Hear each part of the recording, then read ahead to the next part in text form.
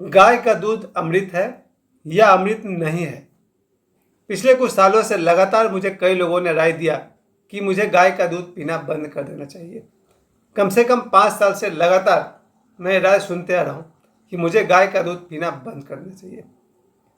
इतना ही नहीं, मेरे मोहल्ले में भी गाय है, मेरे घर के बिल्कुल बगल में भी गाय पाली गई है। इसके अलावा मेरा जो अपना जीवन भर का अनुभव रहा है उसके आधार पर भी क्या गाय का दूध अमृत है, बड़ी विचारणीय बात है। क्योंकि जिस घर में मेरा जन्म हुआ, हमारे घर में गाय थी और मेरे दादाजी के पिताजी के पास एक ऐसी गाय थी जिसका दूध पूरे गांव के लोग को जब जरूरत पड़ती थी तब लोग ले जाते थे। इसलिए उस गाय का नाम ही कामधेनु रखा गया। और गाय का दूध अमृत है, इसके तर्क में मैं कुछ बात आपको बताना चाहता हूँ।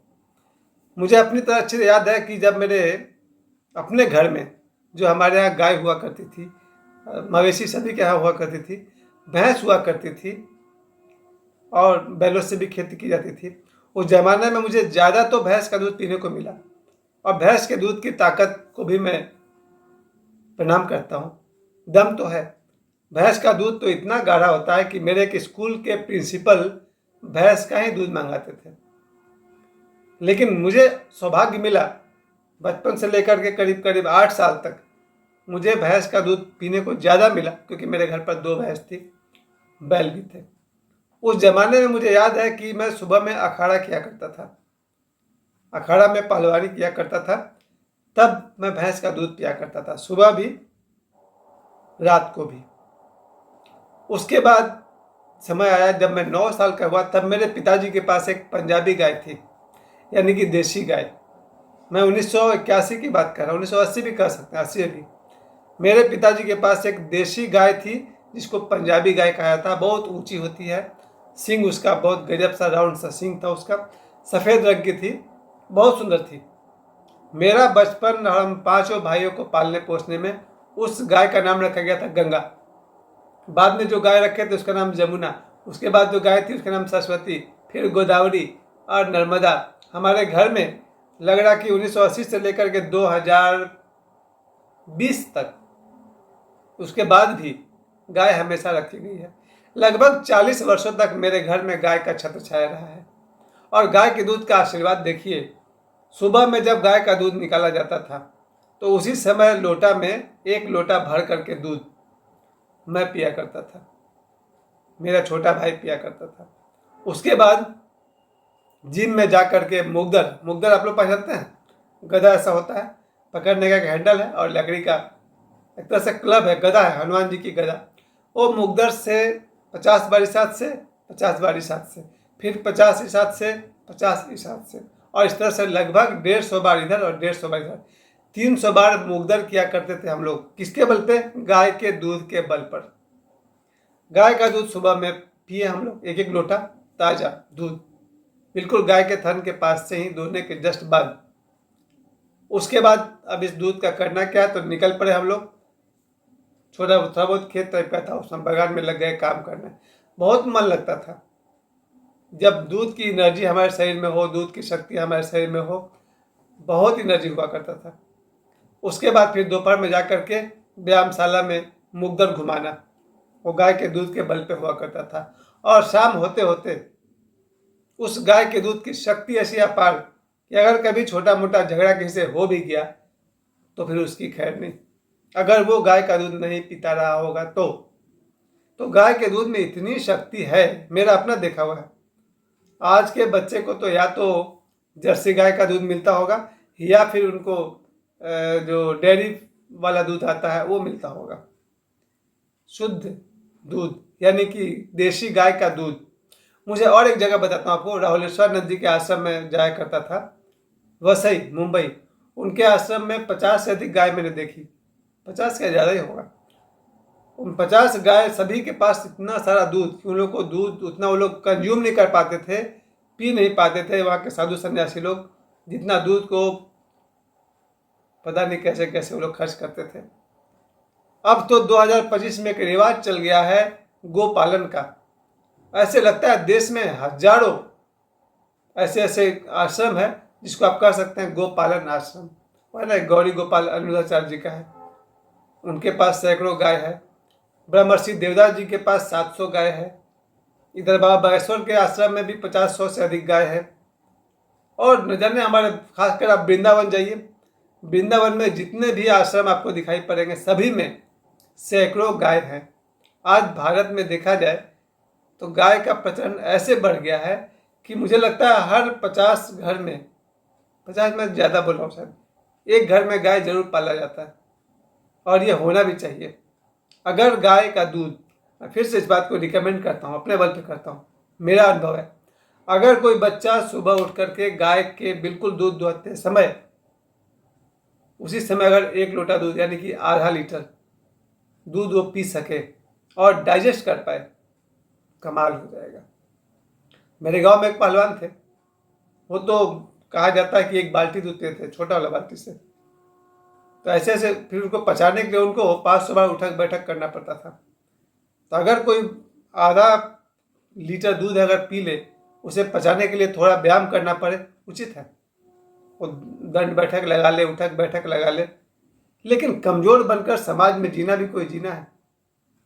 ये विशेष बात मैं कहना चाहता हूँ। अगर कोई लड़का सुबह आधा किलो दूध वहाँ से पी ले, जब गाय को से दूध निकाला जा रहा, और शाम को भी आधा किलो दूध पी ले, उस लड़का में एक रौब होगा, उस लड़का में एक तेज होगा, उसमें एक शक्ति होगी। क्या मजाल है कि आप उसके सामने जीत जाएंगे? मुश्किल है साहब। मुझे देखता हूँ, आजकल मैं देखता हूँ, मैं अपने साथ भी हुआ है। एक समय आया जब 13-14 साल के आसपास में मैंने फिर से दूध तो मिलना बंद हो गया, क्योंकि ज़्यादा इंटरेस्ट हो गया अंडे का ऑमलेट खाने में। ये अंडे का ऑमलेट खाना, फिर चिकन, मटन, शराब, सिगरेट, और जब नशाओं का एंट्री मेरे जीवन में हो गया, तब मैं दूध से दूर होता चला गया। अगर घर में दूध भी हो तो बाहर जाके ऑमलेट खाते थे।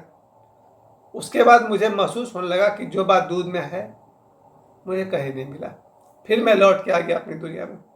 आज मैं अपने 53 वर्ष की इस उम्र में अपने अनुभव से कहता हूँ, अगर रात को मुझे 250 ml, जिसको हम लोग 1 पाव कहते हैं, क्वार्टर लीटर कह सकते हैं, 250 ml दूध अगर रात को मैं पीकर सो जाऊँ, गाय का, देसी गाय का, क्या बात है सर, मेरे लिए अमृत है।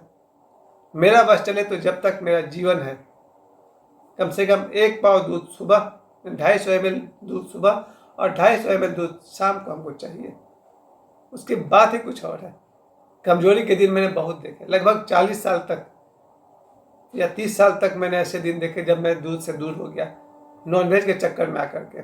लेकिन जब मेरी वापसी हुई, और बड़ा शानदार वापसी हुई, क्योंकि मैंने देखा देवराहा बाबा कोई भी तरह का भोजन नहीं लेते थे, लेकिन गाय का दूध वो पीते थे। अब जरा बताइए, मेरे लिए देवराहा बाबा एक उच्चतम स्थिति पर है। अगर देवराहा बाबा कोई भी भोजन नहीं करते थे और गाय का दूध पीते थे, तो फिर मैं किसकी सुनूं, समाज की या देवराहा बाबा की? तो मेरी दृष्टि में गाय का दूध, देसी गाय का दूध पीना चाहिए। दूसरे, मैं एक गुरु से बहुत प्रभावित हूँ आजकल, श्री राजेंद्र दास जी, वृंदावन के गुरु जी हैं। उनके गुरु पहाड़ी बाबा, और कोई आहार नहीं लेते थे, लेकिन गाय का दूध पीते थे, और पहाड़ी बाबा की उम्र 125 साल के आसपास थी। अब बताइए मैं किसकी सुनूं, अन्य लोगों की बात सुनूं या पहाड़ी बाबा की बात सुनूं? जब पहाड़ी बाबा गाय का दूध पी रहे हैं, रमन महर्षि के पास गाय थी, मेरे अपने परदादा के पास गाय थी, तो अगर मैं अपने जीवन के अनुभव की बात करूं तो गाय का दूध अमृत है। और मेरा बच्चे, मेरे दोनों बच्चे, ऐसा समय आया, लेकिन मैंने एक वीडियो बनाया भी था कि देवराहा बाबा ने मुझे एक गाय दी थी। मेरे घर में 1980 से लेकर 2020 तक दूध की कमी नहीं रही। हम लोगों ने हमेशा गाय को पाला है। 1980 में पिताजी ने गाय पाला है, अभी 2020 तक गाय हमारे पास रही है, और लगातार घर में कुछ हो या ना हो, गाय का दूध आपको जरूर मिल जाएगा। 1 गाय, कभी कभी 2 गाय, कभी कभी 3 गाय तक भी हो जाया करती थी। वो शुभ दिन हम लोगों ने देखा। हाँ, एक अच्छी बात यह हो कि अगर हम देसी गाय पाल सके और बढ़िया। और गाय के विषय में तो देवराहा बाबा कहते हैं ना, उसके शरीर में देवताओं का वास है, या फिर उस एंगल से आप नहीं सुनना चाहते हैं तो कोई बात नहीं। और जहाँ कहते हैं कि पृष्ठे ब्रह्मा गले विष्णु मुखे रुद्र प्रतिष्ठिता अष्ट ऐश्वर्यमयी लक्ष्मी गोमय वस्ते सदा। पृष्ठे ब्रह्मा गले विष्णु मुखे रुद्र प्रतिष्ठिता अष्ट ऐश्वर्यमयी लक्ष्मी गोमय वस्ते सदा। यानी पीठ में ब्रह्मा का निवास है, मुख में विष्णु का रुद्र का निवास है, गले में ब्रह्मा का निवास है और अष्ट ऐश्वर्यमयी 8 लक्ष्मी से ऐश्वर्यमयी लक्ष्मी गाय में बसती है। ये दोहरा हवा के शब्द है। तो अगर देखा जाए इस देश में, भारत में, मैं तो यही कहूँगा अगर सभी के घर में या जिनका भी पॉसिबल हो, जो फ्लैट में रहते हैं उनको दिक्कत हो सकता है, अगर कोई भी आदमी जिसको सुविधा हो वो अपने घर में अगर गाय पाल सके और गाय का दूध अपने बच्चों को, अपने परिवार को दे सके, मेरी दृष्टि में गाय का दूध अमृत है। और अगर देसी गाय का दूध रहा तो और भी उत्तम। धन्यवाद।